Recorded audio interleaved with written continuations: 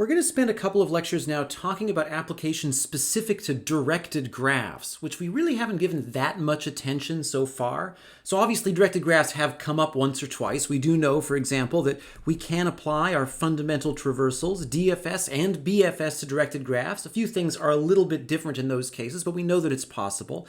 We've also seen a few applications where it makes more sense to use a directed graph than an undirected graph due to the parameters of the application. But for the most part, we've sort of treated directed graphs as undirected graphs with a few extra bells and whistles, with this edge direction thing that we sort of have to respect. And obviously that is a big deal, but we should also spend some time talking about certain unique properties of directed graphs and applications that benefit from those unique properties. And one really big one, the one that we're going to talk about in this lecture, is task scheduling. Okay, so now coming up with an example of a task scheduling instance, basically the type of task scheduling problem that I want to talk about involves performing some series of tasks where each task depends potentially on other tasks already being complete.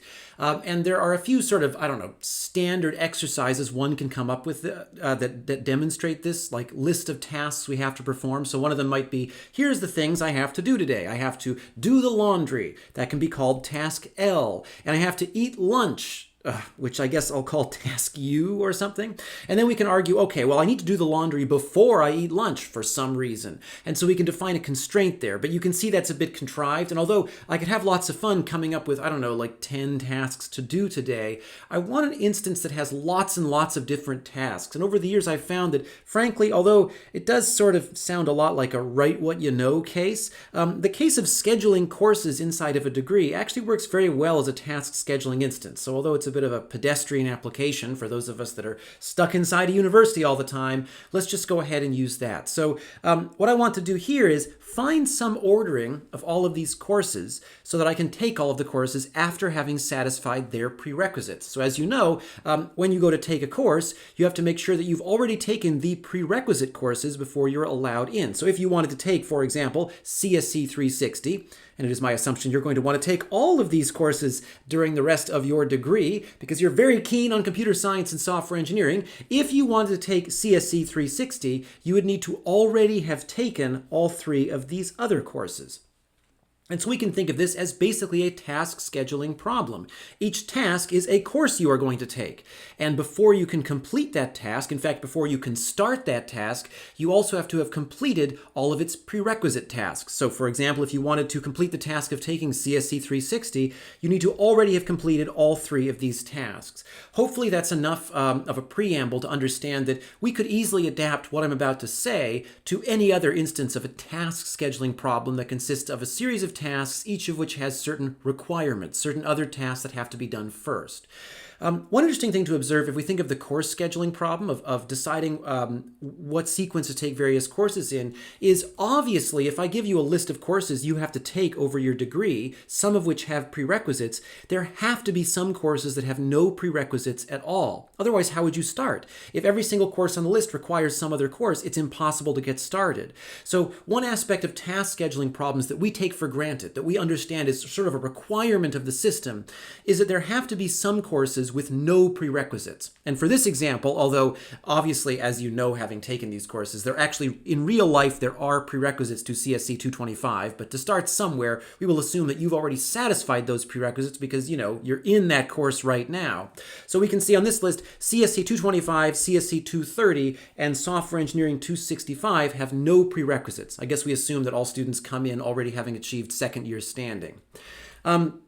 So the goal here is to find some ordering of courses such that if I take all courses, maybe one at a time, in the ordering we give, I will have always satisfied the prerequisites for a course before I take the course itself. So in my ordering, I could, for example, take CSC 225, then CSC 226, then CSC 230. Because once I've taken CSC 225, CSC 226 opens up to me, and I guess I can take CSC 230 whenever I want, but the task is simply to find some ordering. It gives no other criteria besides that prerequisites should be satisfied. So we're going to see quite deliberately the ordering I'm going to come up with in a minute actually looks a little bit funny in some ways because it feels like you wouldn't normally take courses in that order. And that's to prove a point, which is that, of course, you only asked me to give you a list such that prerequisites are satisfied, not a list that otherwise makes sense. For example, if I give you back a list where you take a bunch of fourth-year courses before you take some second-year courses, as long as the prerequisites are satisfied, that is a valid ordering. If you'd rather not do that, then there are other criteria you have to impose on the problem.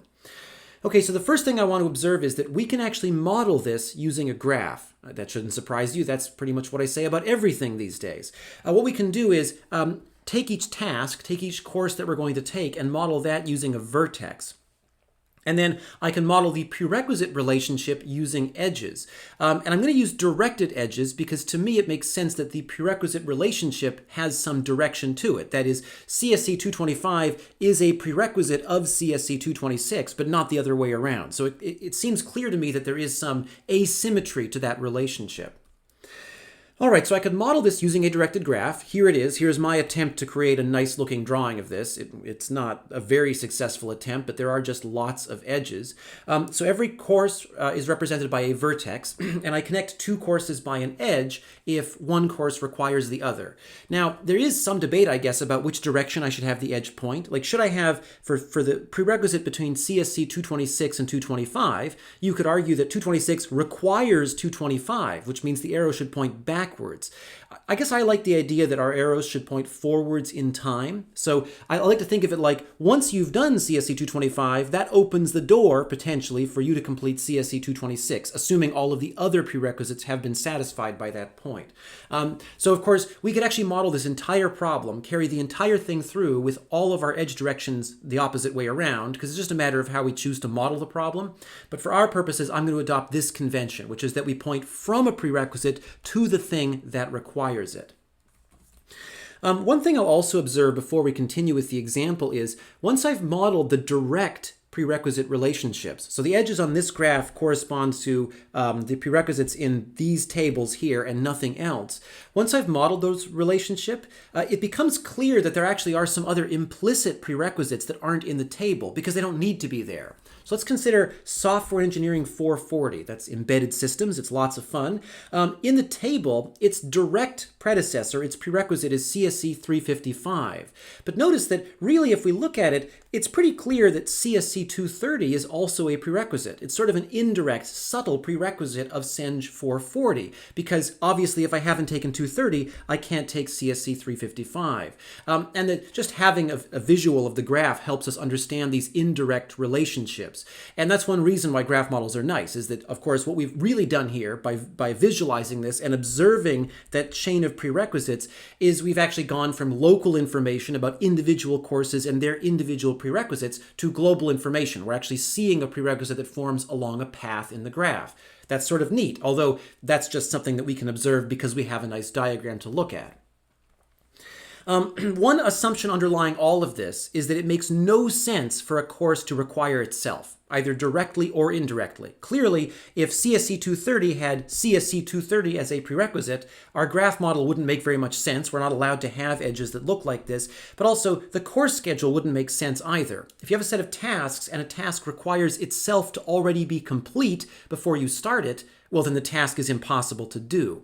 That applies directly, but also indirectly. So a prerequisite relationship like this wouldn't make any sense either, because here CSC 230 depends on a course that also depends on CSC 230. So we sort of get into this weird loop that we can't get out of. So it makes sense in this graph. It is logical to assume that for the problem instance to be valid, for our course prerequisite table to make any sense at all, there can never be a directed cycle in this graph. Notice that because we're talking about directed graphs, obviously I mean directed cycle. I shouldn't even have to say the word directed. I could just say contains a cycle. The graph will never contain a cycle if our set of tasks and its requirements is feasible. Now, observe, of course, that in a directed graph, a collection of edges that if we ignore the edge directions would be a cycle isn't a cycle. So these vertices here, notice that I can reach from CSC 225, I can get to CSC 435 in two different ways. In an undirected graph, that would imply a cycle, but that means basically nothing in our context here. It is not a cycle in a directed graph. In a directed graph, to be a cycle, the cycle has to have edge directions that are the same direction all the way around. So one assumption we are going to make going forward, and I'm going to formalize that after the end of this example, is that we're not going to have any directed cycles in our graphs if we're modeling the task scheduling problem, because that would make no sense. Now, how do we solve the problem? Well, what I observe, and what was evident in the table, is that there have to be some courses with no prerequisite at all. And in fact, we'll come back to that and the thing I just said in a few minutes to observe that either there is going to be a course with no prerequisites, or there has to be a cycle. There's no two ways about it. Those are the only options. So we know that if there are no cycles, there has to be a course with no prerequisites, and we can identify that in graph theoretic terms now that we have a graph model. We can say that's a vertex with no inbound edges, with no inbound neighbors, with degree 0. And a course like that would be these three courses. I've drawn them over to the left. Courses like that can be taken at any time. There's nothing stopping you from taking these courses right now. So in the interest of pruning away this problem to getting towards a solution, let's just pick, let's say, CSC 225 and add that to our list. We'll take that course first. Now, once I've taken the course, you could argue that I no longer need it on my graph, because once I've taken it, any prerequisite for CSC 225 will have been satisfied. In fact, that is the reason why I didn't draw in prerequisites like this one. So, as we know, CSC 225 requires CSC 115. But if you're watching this, then I assume you have taken CSC 115, so we don't even bother writing it into our table or drawing it onto our graph. We assume that it's a baseline that everybody already satisfies. And in general, if you've already taken a course, there's no point in putting it on this graph because you've already taken it. It doesn't need to be added to your ordering, and any prerequisite involving that course has automatically already been satisfied. Now, what I mean by all of this is, once I've added CSC 225 to my ordering, and I'm considering what goes next, I could just delete this vertex from the graph. It's no longer useful because the prerequisite will always have been satisfied. And that's nice, because now my graph is slightly smaller. I also observe that by deleting CSC 225 from the graph, this course, CSC 226, suddenly has in degree 0, which makes sense because as of this moment, if I consider that it has to go somewhere after CSC 225 in the ordering, CSC 226 is free to take. All of the prerequisites have already been met. And so by now being able to observe it as a vertex with in degree 0, this is sort of great because I could now try the same trick again where I just go pick a vertex with in degree 0, add it to my ordering, remove it from my graph. And I know that over time I'm going to prune away more and more vertices, opening up even more vertices with in degree 0. So that leads me to my algorithm idea. I just keep selecting courses that have no prerequisites left on the graph, so in degree 0, add it to my ordering, and then delete it. So here I choose CSC 226 next. Maybe I should have chosen these two, but I didn't, and I don't have to. I can choose them in any order that results in the prerequisites having been satisfied if I go from left to right through my ordering. Okay, so I add CSC 226, and then I delete it. And I guess I'll just keep going along that chain. Now I do CSC 320. Now these are great courses. These are the theoretical sequence of courses. So why not take them all in a row? And then I can stop there, and maybe now I go back and try CSC 230.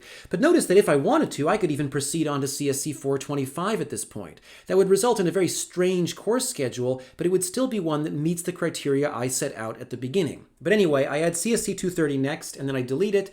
And as we can see, if I just keep walking through this, I will eventually identify every single course, add it to my ordering, delete it, and then pull in the next courses in the sequence. And eventually I reach a point where I've consumed every course available, and my ordering now consists of all of the courses on the list. And we can go through and verify that if I take courses in this order from, I guess, left to right, top to bottom, I will make sure that whenever I reach a particular course, all prerequisites for that course have been satisfied. So what I did was just one application. It was one example of a more general task scheduling problem. And it turns out that whether it's scheduling courses or any other form of task, we pretty much perform the same set of steps to model it as a graph. We create a vertex for each task, and we use directed edges to model the requirement or prerequisite relationship. However, the type of graph I ended up with, I observed early on had some unique properties. And so we should give that a name. We should talk about that particular kind of directed graph. We should also talk about this ordering that I produced. This is an ordering of the courses I'm going to take, but it in general would be an ordering of tasks such that requirements are satisfied. We should call that something as well. And of course, just calling it an ordering of courses doesn't sound very serious, and we're serious people. We need some crunchy mathematical name, both for the graph that we created and for the ordering that we came up with of the tasks. So starting with the graph turns out to be what's called a directed acyclic graph. Okay, that's a pretty mundane name for it, but that's what it is. It is a directed graph with no directed cycles. I tend to just call it a directed acyclic graph. I know that's a few extra syllables, but maybe I could use the exercise. This acronym, for some reason, I just don't like it. There are those that want to pronounce this acronym, and I can grit my teeth and try it. Let's try it. They call it a DAG. And if you work a lot with task scheduling things, so if you find yourself working, and there are software suites out there that perform large-scale task scheduling. One that I had the chance, just coincidentally, to work with a couple of months ago is called Airflow. It's an Apache project, so people often call it Apache Airflow.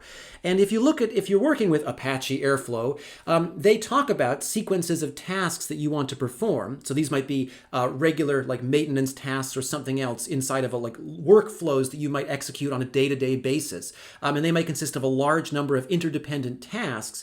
If you want to model them inside of a system like Apache Airflow, you have to call, first off, the documentation calls them DAGs, and you implement them using basically Python code that describes the relationships of tasks to each other, and those are called DAG files. And so as somebody who doesn't particularly care for this acronym, having to read through all that documentation and write my own DAG files was a bit of a surreal experience. So to try and escape from that, I'll probably just keep calling them directed acyclic graphs. It helps with enunciation as well. So a directed acyclic graph is a directed graph with no directed cycles. And I want to put the thought in your head right now that there is something about this definition that reminds me of a tree. And I'll come back to this in a few slides. It's certainly not a tree. I've already mentioned that we can't really talk about trees in the directed sense. We could define some kind of generalization of a tree to a directed graph, but we can't just talk about a directed tree. That's not enough. We can talk about rooted trees having a certain sense of direction because rooted trees do have some hierarchy to them. So a traversal tree could be thought of in a directed way. But in general, free trees don't map directly onto directed graphs. But because this thing is acyclic, and trees in the undirected sense are acyclic, we'll actually find that there are some properties of trees that we can apply to directed acyclic graphs as well. Now, one of the reasons we can't apply the definition of a tree directly into the directed context is that a tree is a connected acyclic graph. And I've mentioned before that I'm sort of uncomfortable using the word connected for a directed graph because connectivity doesn't really work the same way in directed graphs. That is, in fact, the topic of the entire next lecture. So if you want to know what connectivity is on a directed graph, just check back. We'll talk about that next time. So I want to observe right off the bat that, in fact, there are some aspects of directed acyclic graphs where we get some of the same benefits we get with trees in the undirected case. Remember that if we're working with trees, there are certain things that we know are much easier because of the properties of trees. Some of those things do carry over to directed acyclic graphs. So one thing you can think about, sort of an exercise to mull over, is design an algorithm to test whether a particular directed graph is acyclic. In other words, to identify whether the graph contains any cycles at all. So just mull that over. I want to define some terminology, and this is terminology directly related to the task scheduling application of directed acyclic graphs. I think that directed acyclic graphs are so associated with task scheduling that if you mention directed acyclic graph to somebody, they will probably assume you're talking about some kind of task scheduling application. There are plenty of other uses of them, but it seems like they're constantly associated in people's heads with task scheduling. So a minimum vertex is a vertex within degree 0. And on this graph, that would be vertex E, vertex D, and vertex C. So they may have outbound neighbors. They may not, but they may have outbound neighbors, but they have no inbound neighbors. And correspondingly, a maximum vertex is one without degree 0. And so that would be K and F in this case. They have inbound neighbors, but no outbound neighbors. It's possible for a vertex to be both a minimum and a maximum. That is, we could have a vertex in this graph that's just sitting off by itself. We'll call it vertex Z. And it's both a minimum and a maximum. That's completely fine. In our task scheduling application, notice that minimum vertices would be tasks that we can complete right off the bat. They require nothing. They may be required by other things, but for example, vertex E can be completed with no other prerequisites being completed first because it has no prerequisites. Whereas a maximum vertex, I guess, there's no requirement that we do these things necessarily last in an absolute sense, but it's pretty likely that one of your maximum vertices will end up being the last thing in your ordering. And you can actually justify that. So it's not necessarily true that K will happen last, but I can expect that one of K or F will happen last in my ordering when I'm done. A note, as usual, that there is some disagreement among sources. So I mentioned before that which direction we draw the edges might just be a matter of preference. Like I have chosen to say that because task E must happen before task H, I like arrows to point forward in time. So I'll have there be an edge from E to H to indicate that E is a prerequisite.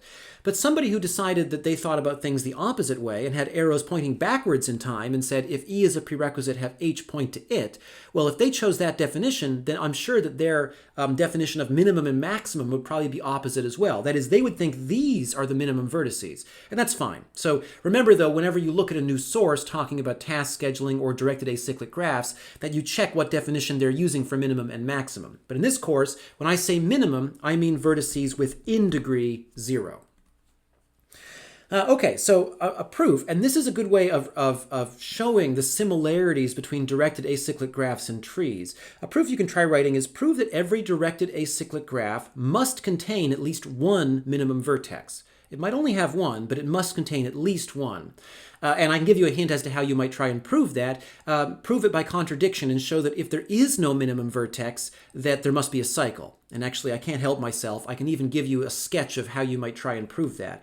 Consider a graph in which there is no minimum vertex. Okay, that means every vertex has in degree at least one. Okay, so pick some random vertex, there it is, and then it must have in degree at least one because it is not a minimum. Okay, so then it has a neighbor, there it is. This neighbor must have in degree at least one, and so on, and so on, and eventually you might realize you can create this chain of a very, very large number of vertices that are each an inbound neighbor of the next one. And after a while, you can conclude you pretty much must have repeated a vertex, and therefore you have a cycle. Okay, the reason I couldn't help myself but to spoil that proof technique is if you think back to our proofs about graphs and trees, that is basically the same technique we could use to prove things like, for example, every tree has a leaf. Because if there's a tree with no leaves, then every vertex must have degree at least 2, and therefore we can create this sequence that just runs backwards until we end up having a cycle by the pigeonhole principle. So you could actually see an example of this style of proof if you go back to, what was it, lecture 23 or something? So I think that by itself sort of illustrates that there are certain tree-like attributes to directed acyclic graphs. And the slides, as usual, are one slide late to the party, but notice that due to the lack of cycles, directed acyclic graphs have many similarities to trees. And like trees, some operations are easier or clearer on directed acyclic graphs than general graphs. So if you didn't believe me when I said it a few slides ago, now the slides are saying it too. So that's two of us that agree on this idea that trees and directed acyclic graphs have some similarities. I hope there's no suspicions of collusion or anything there. So these are useful for scheduling problems because, as I mentioned earlier, if we're talking about a sequence of tasks with prerequisites, it is completely reasonable to assume that a task does not require itself as a prerequisite, either directly or indirectly.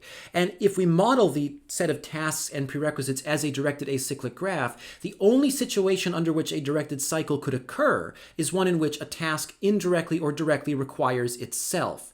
So let's see if I can create that. So, for example, if this edge here had the opposite direction, what that's essentially saying is that task E requires task G requires task J, and task J requires task E, which means by transitivity, task E requires itself, which makes no sense. How can I start on task E until task E is already complete? That wouldn't make sense. And obviously, if you get a task schedule that contains one of these cycles, you can immediately rule it out as having any feasible ordering. There is no way to complete those tasks if a cycle exists. So as a result, directed acyclic graphs are a useful way to model sequences of tasks because we know that if there's a feasible solution, there will be no directed cycles. Now, what about that ordering? I kept calling it an ordering, but what specifically governs? What are the rules behind such a thing? Well, I also mentioned we need some crunchy mathematical sounding name, and here it is. And I think I can deliver on it being a nice mathematical sounding name. It's called a topologically sorted ordering.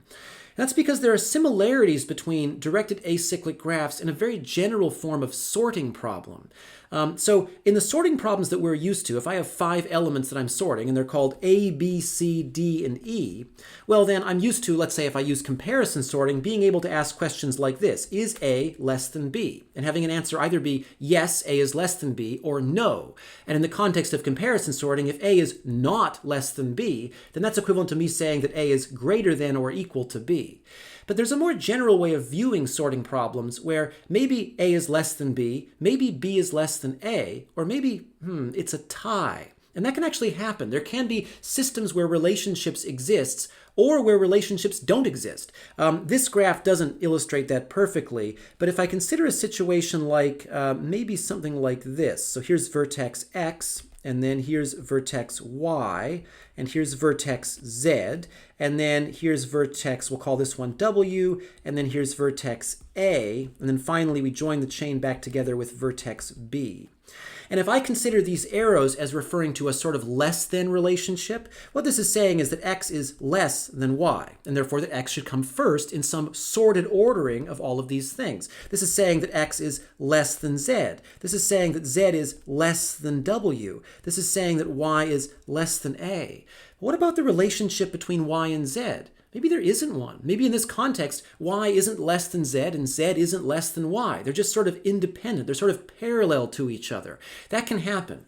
It doesn't happen with things like lists of integers or the things that we talked about back in the lecture about comparison sorting, but there are generalizations of sorting problems where there could be certain pairs of elements where their ordering is sort of irrelevant to each other. That is, I don't care if Y comes before Z or Y comes after Z. It makes no difference. There are only certain relationships that I care about. And if I want to solve such a sorting problem, I could actually use this algorithm. I could use a topological sorting algorithm, the same one I might use for task scheduling. And actually, in the context of task scheduling, the same thing shows up as well. There could be pairs of tasks that it doesn't really matter which order they're performed in because they have no real relationship to each other. That is, at least in an ideal sense, whether I do the laundry before or after lunch doesn't really make that much of a difference. Or whether I do the laundry while I'm eating lunch doesn't make much of a difference. And so there are cases where I'm performing what amounts to a sorting task, but with more relaxed constraints than typical sorting, which is basically a total order, where every pair of elements has a less than or greater than relationship unless the elements are actually the same thing, unless they're equal. So a topologically sorted ordering of a directed acyclic graph is a listing of vertices such that if there's some edge, so if we consider, for example, this edge A to E, what this is telling us is that vertex A needs to occur before vertex E in any topologically sorted ordering. If vertex E occurs first, that's me saying do this task before I've completed its prerequisite, and that wouldn't be a valid ordering. Now, I remember when I was introduced to topologically sorted orderings that I don't think I was given the benefit of the description of the task scheduling process first, and so I found this definition to be rather impenetrable. So I've added a whole bunch of examples of different orderings just to give some context on this. So consider the ordering C-A-B-E-D. So I'll just write that in larger type here, C-A-B-E-D. And this is an example of a topologically sorted ordering, because if I consider some edge, so for example, let's look at the edge from C to B. If we look at our definition of what a topologically sorted ordering is, it says if there's an edge UV, then vertex U has to appear before vertex V.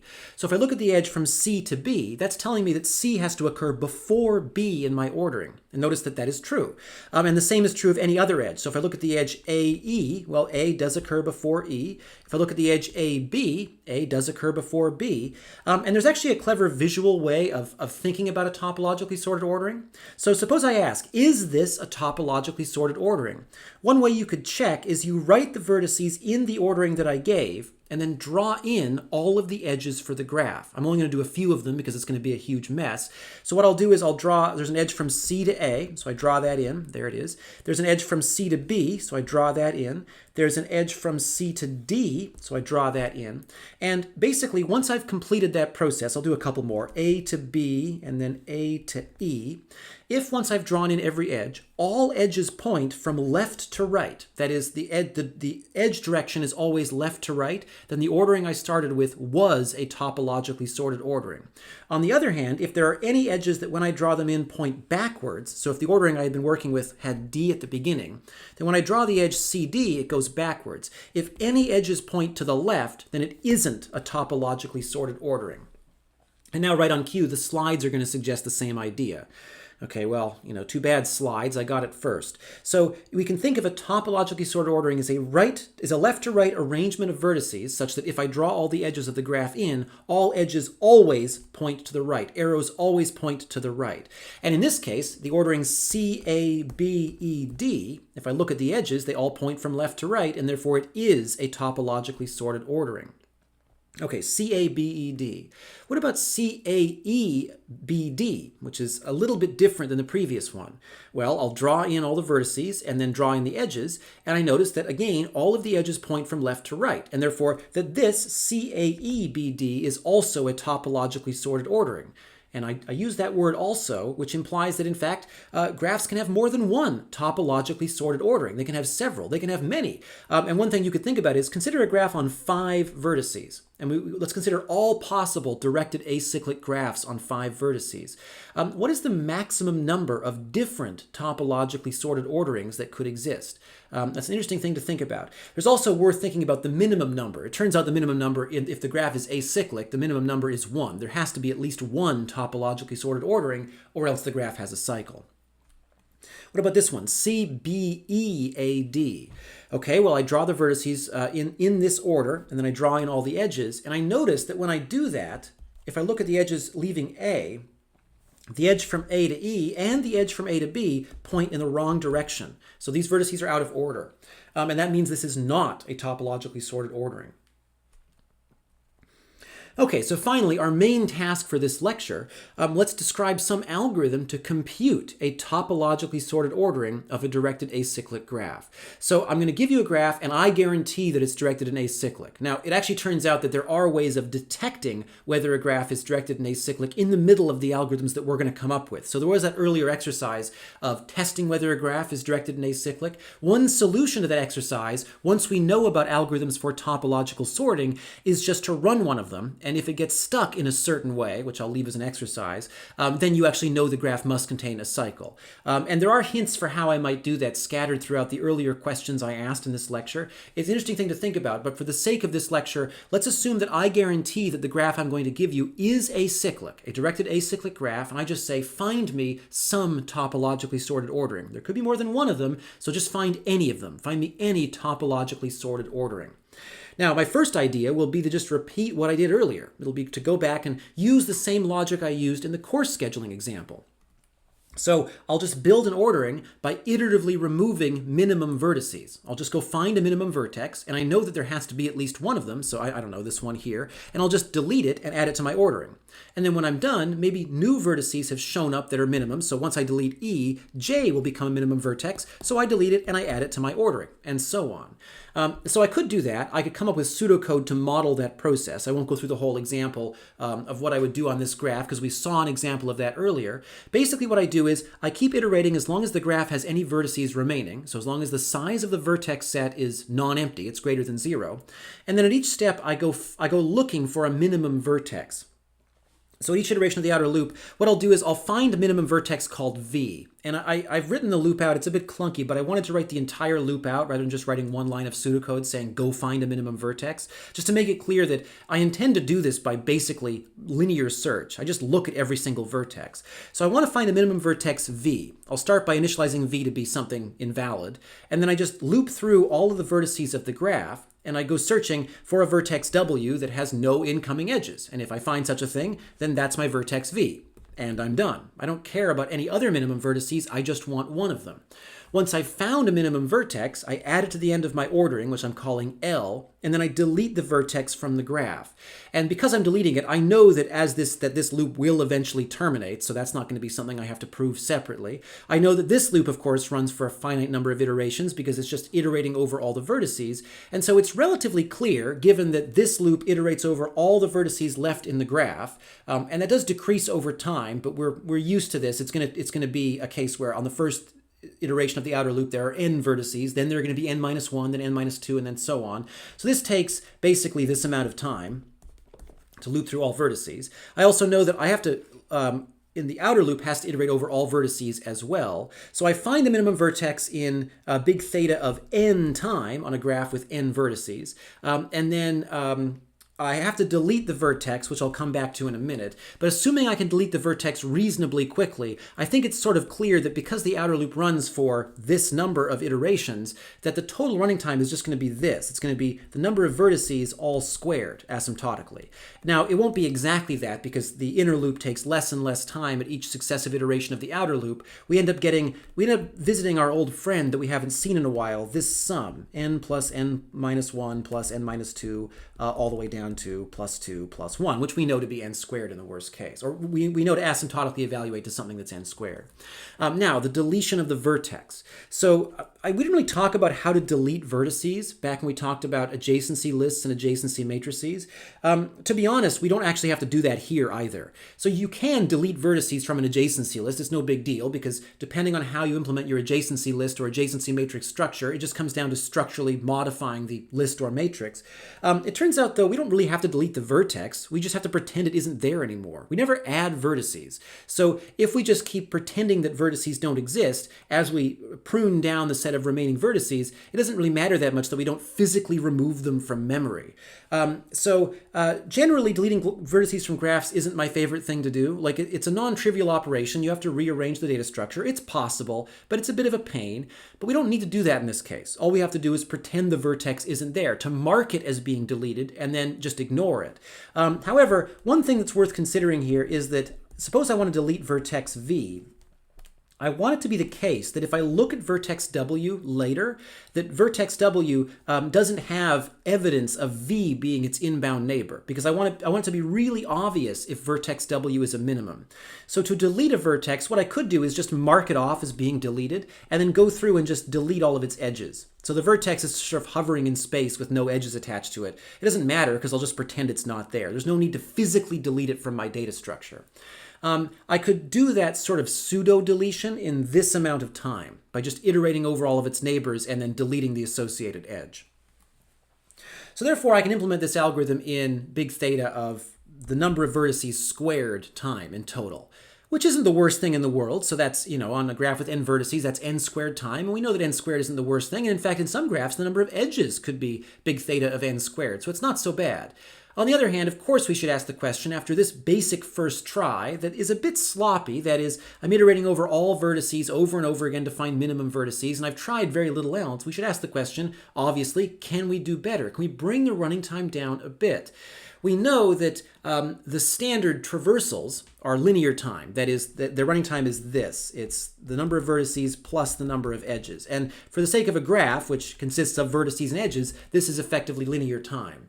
It makes some sense that because this is going to involve an ordering that consists of every single vertex in the graph, and that I probably have to consider all the prerequisite relationships, that I certainly couldn't do topological sorting any faster than this, but I should ask the question, can I do it this fast, or can I do it somewhat faster than v squared? To me, at least, this inner loop, I almost spoiled it a couple of minutes ago, I sort of alluded to this, this inner loop looks a bit sloppy. So I go looking for a minimum vertex from scratch at every iteration. But isn't it true that there are minimum vertices that existed at the beginning, and I could just keep track of them? And as I create new minimum vertices, shouldn't it be obvious when they get created? Should I need to go searching from scratch every time I want one? Instead, why don't I just keep track of minimum vertices I see? Just make a list of them, and if I need a new one, just go look at my list. So what I mean by that is, if I consider a directed acyclic graph, and I look at the very beginning of my algorithm, so let's consider this state here, At the very beginning of my algorithm, these three vertices, we'll call them V1, V2, and V3, they are all minimum vertices. They have no inbound neighbors. So instead of going and searching separately for them at successive iterations of my outer loop, what I could do is just make a list. Here are the known minimum vertices. Because once I have a minimum vertex, nothing I do in the algorithm will make it less of a minimum later. Once it's a minimum, it's going to stay a minimum until I delete it. So it'll be a minimum forever. So I could make a list of here are the minimum vertices I know about. So if I need one, I could just pull it out of the list. But also notice that once I'm done with V1, so once I process V1, let's look at this vertex W here. It's going to become a minimum now because it has no neighbors left. And the reason it has no neighbors left is that I deleted its last inbound neighbor. But I was actually standing right here. I was on V1. So why not just keep an eye on the vertices as I traverse, as I look at each vertex, each minimum. If I notice that one of its neighbors is about to become a minimum, once this vertex gets deleted, I can just add it to my list. In other words, I can intelligently track minimum vertices in the graph because either they were always minimum vertices since the problem began, or they became minimum vertices because of something I was doing right next door. So I could just keep track of that instead of going searching from scratch every time I want a minimum vertex. So I'll let the slides catch up to me. I'm just talking ahead of the slides today. So vertices which are not already minimum at the beginning of the algorithm only become minimum when I do something. So vertex I here only becomes a minimum when I finally delete vertex D. And every other vertex that becomes a minimum only becomes so because I delete their last inbound neighbor.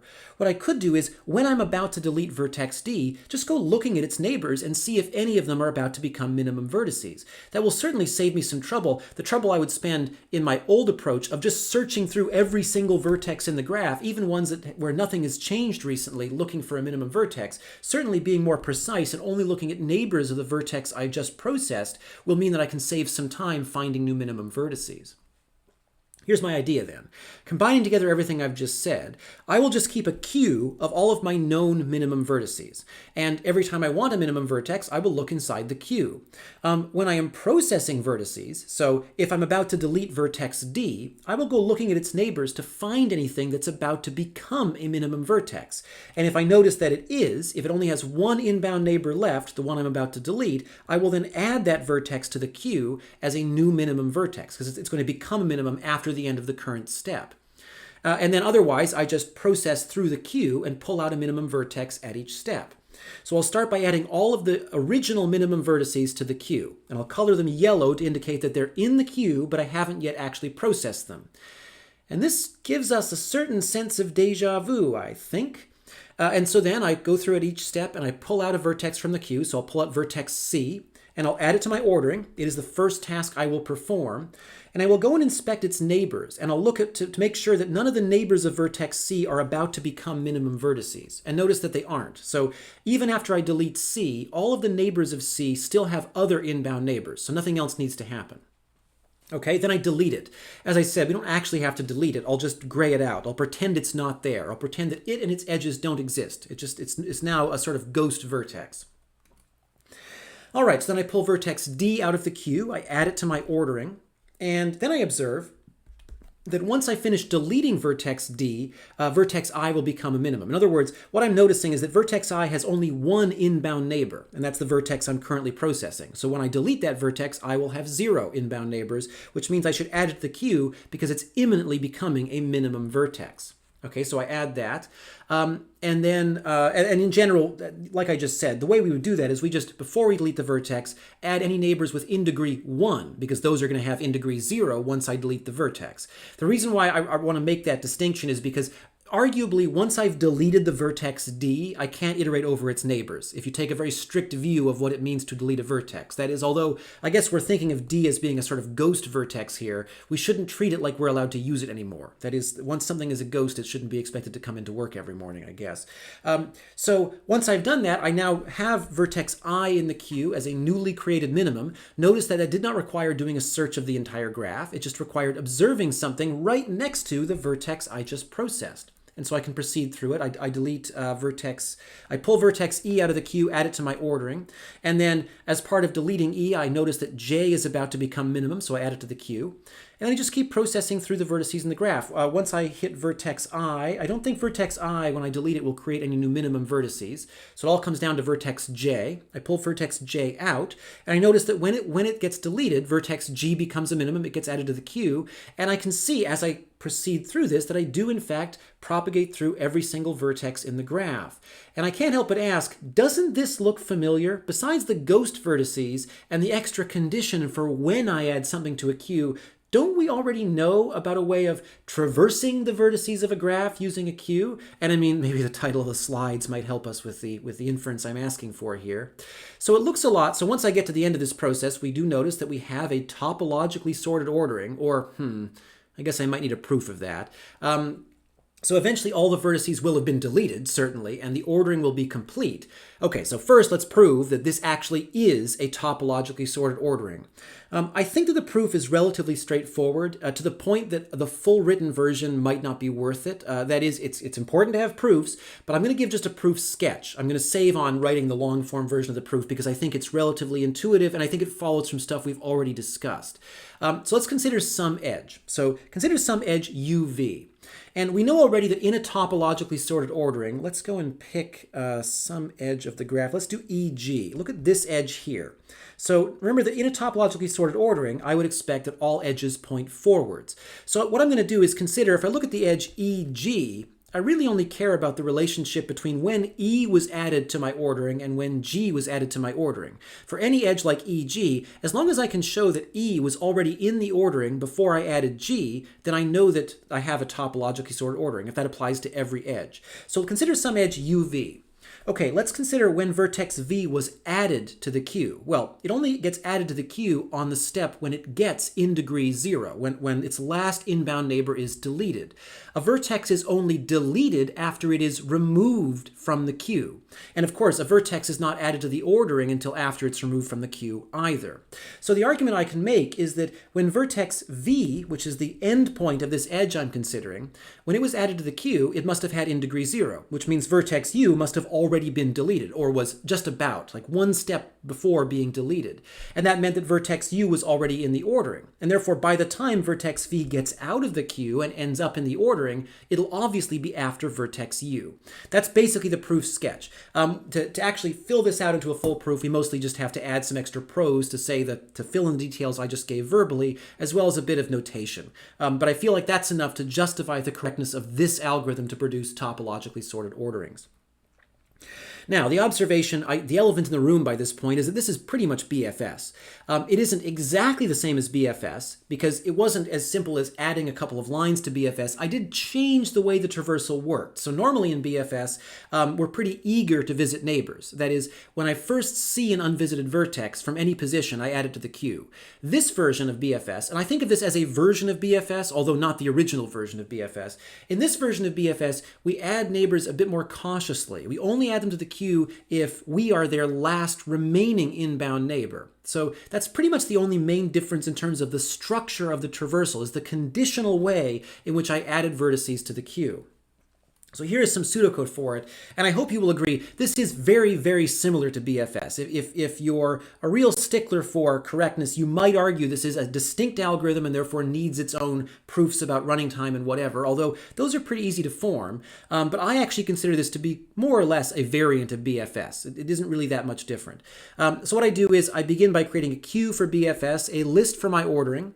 I go through and find all of the original minimum vertices and add them to the queue. Now, this is actually the place where I think you'd have the best argument that the algorithm I'm stating here isn't really BFS, because this is sort of BFS with multiple starting points. We haven't used that yet, but actually I consider that to be a natural application of BFS. That is, it's completely valid in my books to add a whole bunch of vertices to the queue at the initial step so that BFS fans out from multiple starting points. But if you don't buy that, then that's fair enough. I actually have another topological sorting algorithm in a minute that is based much more directly on a standard traversal algorithm. See if you can guess which one it is, I guess. So I add all of my original minimum vertices to the queue, and then I just iterate through as you'd expect with BFS. As long as the queue is not empty, go grab the thing in the front of the queue, look at all of its neighbors. If you find any neighbors within degree 1, well, those are things that are about to become minimum vertices. Add them to the queue, and then add your current vertex to the end of your ordering and delete it from G. Now, how you interpret the word delete is up to you. We've seen already there are plenty of ways of achieving the same effect with very fast running time, just by pretending the vertex isn't there, by imagining that it has been deleted. And therefore, we don't have to worry about the running time of deletion being a problem for the running time of the overall algorithm. So a proof that can be written here, I would argue that it follows pretty easily from the proof we already have of the running time of basic BFS, is that this actually is, it's linear time. It is basically the same running time as the basic BFS because the changes that I made, the structural changes like these things, don't really add anything asymptotically. That is, this step takes this amount of time, the number of vertices, but that's just adding that to the existing linear time algorithm and therefore not changing the asymptotic complexity of anything. This inner loop does have an if statement in it, but we know that doesn't really change anything either. It is adding things in an unconventional order, but we still know that each vertex gets added to the queue only once. That is, once I remove from the queue, I delete it, so it's not going to get added again, and therefore that this loop here iterates for a number of iterations equal to the number of vertices. And since everything it does inside each iteration of the loop is either examine the neighbors of the vertex, and we know already a trick that allows us to conclude that the total number of iterations of this inner loop across all iterations of the outer loop is some multiple of the number of edges, maybe 2 times the number of edges via the handshake lemma, we can actually assert pretty easily that the total running time is this. And I think I might have just done the exercise. So pretend you didn't hear any of that and try writing this proof yourself.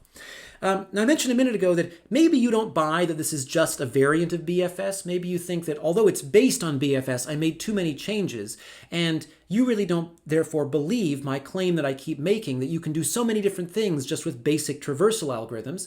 That's fair enough. I want to show you a way of performing topological sorting using only basic DFS, and I think you'll agree that when I'm done, I didn't change DFS in any appreciable way. So let's now actually think about a DFS traversal starting at an arbitrary location. And I want it to be really clear that I've just chosen G effectively at random here. And if you don't believe it, if you think there's something up my sleeve, try doing a DFS traversal. Just pick a vertex at random and try doing a DFS traversal on it. What I want to show off here is a property of DFS that we haven't had a chance to properly appreciate yet. I mentioned before that when we talked about BFS, that BFS has this signature property, which is that if you look at a BFS tree, the paths in a BFS tree have minimum length in terms of the number of edges. And that's a pretty endearing quality of BFS. We love BFS because it gives us short paths. And it's easy for that to leave DFS in the dust a bit, because we're thinking, well, why would I use DFS if it gives us these weird long spindly paths, whereas BFS gives us short ones? I mentioned before that DFS does have a certain superpower. It has a certain signature property, but it's not as obvious, it's not as tangible, and we're finally ready to meet it. It has to do with the order in which it visits vertices. And in this example, we can use that property to get pretty much directly out of DFS a topologically sorted ordering. So let's begin by considering a DFS traversal starting at this arbitrary vertex, which is not a minimum or a maximum. Okay, so we'll fast forward through the traversal. Now consider the point in that traversal where you are about to leave vertex B for the last time. Now I've chosen this setup deliberately because I chose a random starting point, and now I'm just choosing an arbitrary location in the middle of the DFS tree because vertex B wasn't even the root of my DFS tree. I'm choosing this so that vertex B is sort of as anonymous as possible here. It's just an ordinary vertex appearing in the middle of a DFS tree. Consider the state of DFS just before I unwind from vertex B for the very last time. So after DFS is finished below vertex B. What you'll observe is, at this point, the DFS tree has already gone from vertex B to vertex A. It's gone from A down to F, then back up to A, and then down to K. It's gone back to vertex B, and it's ready to unwind. Now, there are these two forward edges. There's nothing left to traverse from this point. The argument I want to make is, if there are any other vertices reachable from B in the graph, so let's add a vertex Z over here. If there's some other vertex reachable from vertex B, then by the time that DFS unwinds from vertex B, that vertex must have already been visited. Because if there were some unvisited edge, or if there were some unvisited neighbor and some edge connecting to it, DFS would always follow it. We know that DFS is as adventurous as possible. It never skips the chance to traverse to a new vertex vertex that's unvisited across some edge. Unlike BFS, which sometimes is a bit more reserved. That is, in some cases, BFS won't go and see a vertex because somebody else has already added it to the queue. So the observation I want to make is that at the time that DFS unwinds from vertex B, all of the vertices that come after vertex B in a topologically sorted ordering have already been visited because those are the vertices that are reachable from vertex B. And the signature property of DFS is that when DFS unwinds from a vertex, all vertices reachable from that vertex must already have been visited somehow. Whether they were visited directly via vertex B or whether they had been visited at some earlier point in the traversal is irrelevant. All I know is that by the time we leave vertex B for the last time, everything reachable from vertex B has already been visited by the traversal at some point. And what that tells us is, if we consider the fact that the tasks that have to come after vertex B in the ordering are going to be vertex A, task A, task K, and task F. Those are the things that are for which the prerequisite relationship traces back to vertex B. What I realize is that I could construct my ordering sort of from the end backwards if I use DFS. I also want to observe, I went out of my way to define that this traversal I was doing starting at vertex G was just arbitrary. The thing I just said, that observation, applies regardless of exactly how I got to vertex B. That is, in this case, I got to vertex B one step down from the root of a DFS tree.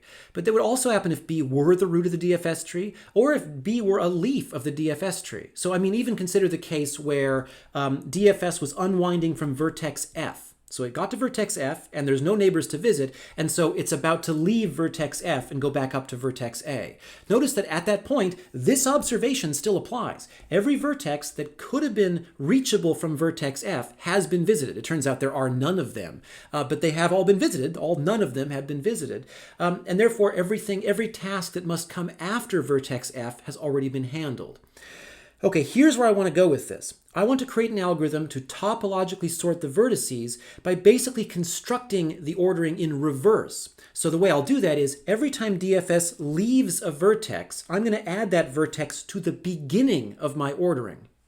And I'll show off that process just on the small DFS tree that I've created so far. There are a couple of logistical concerns I have to resolve. So one of them is, hey, I just did this DFS and I didn't reach every vertex. What do I do about all the unvisited vertices? Okay, so we'll get to that in a separate case. First, I want to talk about how I would apply this algorithm idea. So let's consider this DFS tree here up to the point where I unwind from vertex B. Okay, so the first thing I did was I went from, before I finished at vertex B, I went down from vertex B to vertex A. I went down from vertex A to vertex F, and then I was done at vertex F. So what I'll do is I'll add F here, so here's my ordering.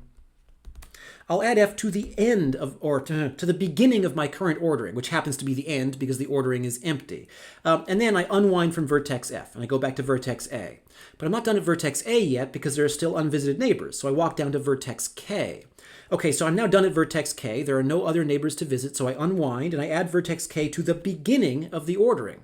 Now, it makes no difference that vertex K and vertex F can be in any order. They have no relationship to each other, so this is a valid topologically sorted ordering as of this point.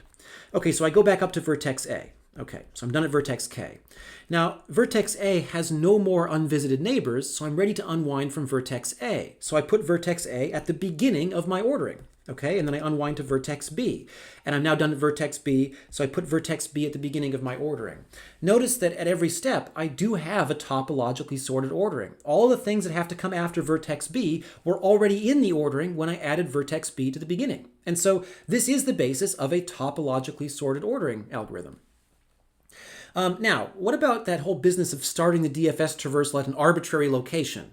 It turns out, as I've already mentioned, that this observation I just made about unwinding applies regardless of how I get there. So even if I start at a random location in the middle of the graph, those properties still hold. That is, the ordering I was coming up with, which I think as of the end of the last slide was BAKF, that's still valid. That is, there is nothing that needs to come after these 4 vertices in the ordering on the entire graph. And go ahead and try it out. There's no way, there are no tasks that need to come after the tasks I already have in my ordering. There are certain tasks that I never see, that I never see during my traversal, so I'll have to add them to my ordering at some point, but they don't need to go after. So if I end up adding, I guess if I unwind from vertex B and I go back up to vertex G, the next place I go will probably be vertex H, and then I'll continue the traversal. But even if there are vertices that are never reached, so one thing you can observe is that in this DFS traversal starting at vertex G, you will never get to vertex C, because vertex C is actually a minimum. Nobody can get there. And that means even if I traverse the entire graph, vertex C will never be visited. But even if I fill in the entire rest of my ordering, I can always put vertex C at the very beginning, and everything's going to be fine, because vertex C is a minimum vertex. So one insight is it makes no difference where I start my DFS traversal, as long as when I unwind from a vertex, I add that vertex to the beginning of my ordering will be topologically sorted. There is still the question, though, of if I start my traversal in the wrong place, for example, vertex G, there could be some vertices that I never reach. What happens with those? Okay, so that brings me to insight number 2. If there are any vertices that don't get visited, what that's telling me, so like vertex E and vertex C, that's telling me that those vertices can come before all of the vertices I have visited. And the basic reason for that, so if I were to complete the traversal from G, I mean, the traversal's been frozen in time at the place where I unwound from B for a while. If I complete the traversal from G, the only thing else that I visit, I think, is vertex H, which means that I think by the time my ordering is done from the point of view of G, it's going to look like this: G, H, B, A, K, F. And all of the other vertices will be unvisited. But you can observe that all of those other vertices, including E and C, it's actually just fine to put them before all of this stuff in my eventual ordering. Because if they had to come after, let's say, vertex G, that would mean that there's some path from vertex G to those vertices, which means that DFS would have seen them, which means that they would already be in my ordering. So the fact that I didn't reach them means that they can safely come before any of the things that my traversal saw. And so what that tells me is if I start a traversal at a random location and I build this ordering in the manner I've just described, if at the end of that traversal there are some vertices that never got visited, I could just start a new traversal starting somewhere else and clean up the rest. So I leave all these vertices visited, and then I just start a new traversal maybe at vertex J, and then proceed from there. And if there are vertices still unvisited after that, I just keep starting new traversals until eventually I've visited all vertices. Okay, so here's my finished algorithm. I start by choosing some arbitrary vertex and I run a DFS traversal. Now, I don't literally choose a random one. That's not very practical. What I would probably do if I had a graph, if you handed me a random graph as an adjacency list, I would just start a traversal at the first vertex. So we'll do that. We'll use vertex A.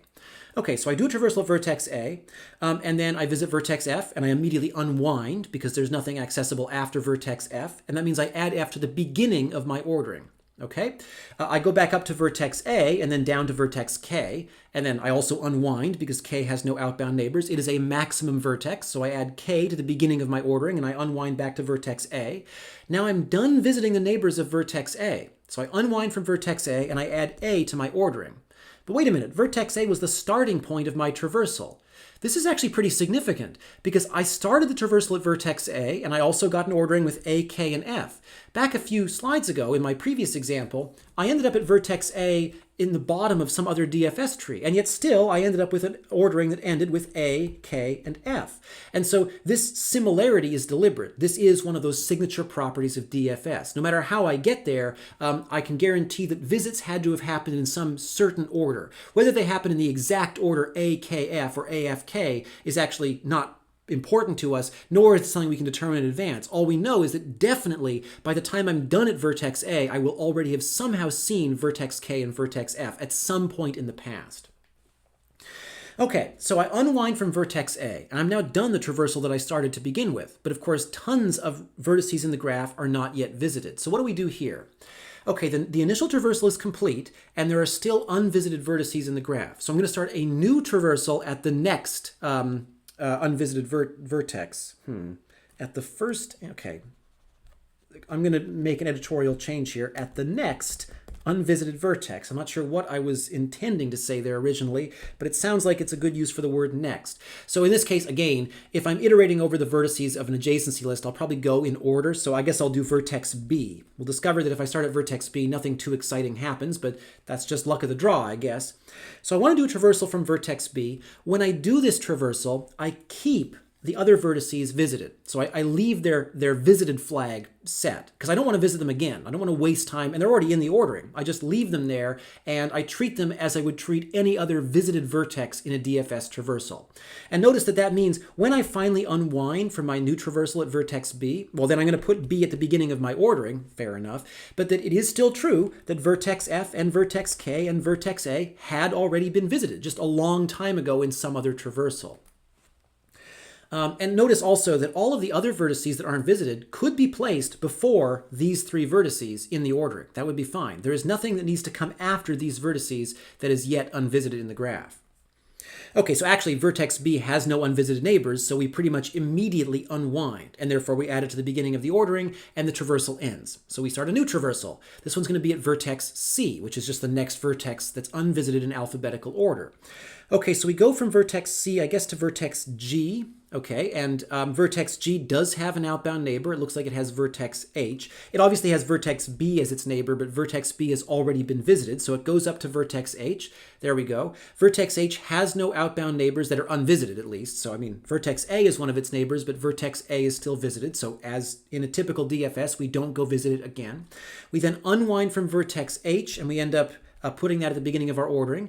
We end up back at vertex G, which also has no remaining unvisited neighbors. Add that to the beginning of our ordering. Then we get back to vertex C and add that. And then we're done our third traversal. Okay, so we start a new traversal at vertex D. The only unvisited neighbor is vertex I. We then unwind from I, so we add I to the ordering, go back to D, add D to the ordering. We then start another traversal at vertex E, go to vertex J, and then add J, go back and add vertex E. And so now I've actually visited all vertices, and I'm done. I have produced a topologically sorted ordering of the entire graph using a sequence of different DFS traversals, or so it seems. I'm actually going to argue that that was just one big DFS traversal that stopped and took a break a few times in the middle. In fact, what I want to argue is that the traversal that I did had the same running time as any other DFS traversal. It just happened that it had to stop and start a few times on the way there. So here's some pseudocode for my DFS-based topological sorting algorithm. This, I would argue, is just a standard issue DFS. That is, it contains only one thing that isn't in the framework version of DFS, and it's just a statement that involves visiting the vertex a certain way. The actual recursive structure of the traversal is identical. It is off-the-shelf, regular DFS. The function that actually does the full topological sorting has to also restart the traversal if needed. The way I've chosen to do that is I begin by marking all vertices as unvisited. I make a list for my ordering, and then I just iterate through every vertex. And if, when I get to a vertex, I discover that it's unvisited, then I run a traversal starting there. That's basically what I was doing in the previous example. Now, the use case where I'm adding the vertex to the ordering at the just before DFS unwinds, so on line 8, if I wanted to describe what I'm doing here, this would probably be called post-order DFS. So this is equivalent to, well, actually, post-order DFS is the algorithm you're using if you do post-order traversals of trees as well. So if you think about post-order traversals of trees, this is sort of the same idea. And the idea is I'm doing an ordinary DFS. I'm just choosing to do some of my processing at the very end as a post-order visit. So we would typically call this post-order DFS, and if you look this algorithm up, it's often called topological sorting via post-order DFS. And so it's true that we're doing multiple traversals, but remember that between traversals, I am saving the information about visited vertices. So I never visit a vertex twice. And that means that if I think about how many times I call this recursive DFS function, it's going to be at most the number of vertices. So that would be, well, the size of the vertex set, which I usually refer to as n. And part of our analysis of DFS back when we introduced DFS involved achieving this linear running time by observing that, by pointing out that, although there are multiple ways to get to a vertex, we only ever visit a vertex once. And that means that we can guarantee that because the running time of this only really depends on the number of neighbors, and we already know that if we add up the total number of times this loop runs over all vertices of the graph, it's going to be something like 2 times the number of edges, we can actually perform the same analysis we would back when we introduced DFS to show that this algorithm, even though we are restarting the traversal a few times, because we still only visit a vertex once, the slides are being charitable and saying at most once, but we actually have designed the algorithm to visit every vertex exactly once, because if a vertex isn't visited, we go back and visit it some other time, we can actually still get a linear running time. This has the same running time as one long DFS traversal that does manage to hit everything. There are some directed acyclic graphs where this algorithm will only run one traversal because everything will be reached in one pass, but that's not always the case, so we may have to restart the traversal. So what I've shown in this lecture is 2 ways to approach the topological sorting problem, which can be used for things like task schedules. I've shown a way that I consider to be pretty straightforwardly a variant of BFS, but your opinion on that may differ.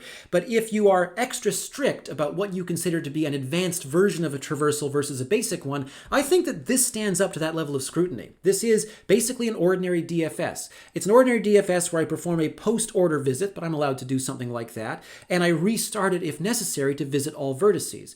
We're going to see that the pattern of running a traversal and restarting it over and over again to visit all vertices is actually a pretty popular technique. We're going to see it in the next lecture as well. So we now have 2 ways of topologically sorting directed acyclic graphs, and we've learned some things about directed acyclic graphs. I want to approach in the next lecture the topic of what exactly does it mean for a directed graph to be connected? When can I talk about connectivity of directed graphs? And for both directed and undirected graphs, what algorithms can I use to identify whether the graph is connected, whatever that might mean in a directed case, and if it isn't connected, to find connected components. And I'll give you a hint what kind of algorithms I might use. They're going to be graph traversals.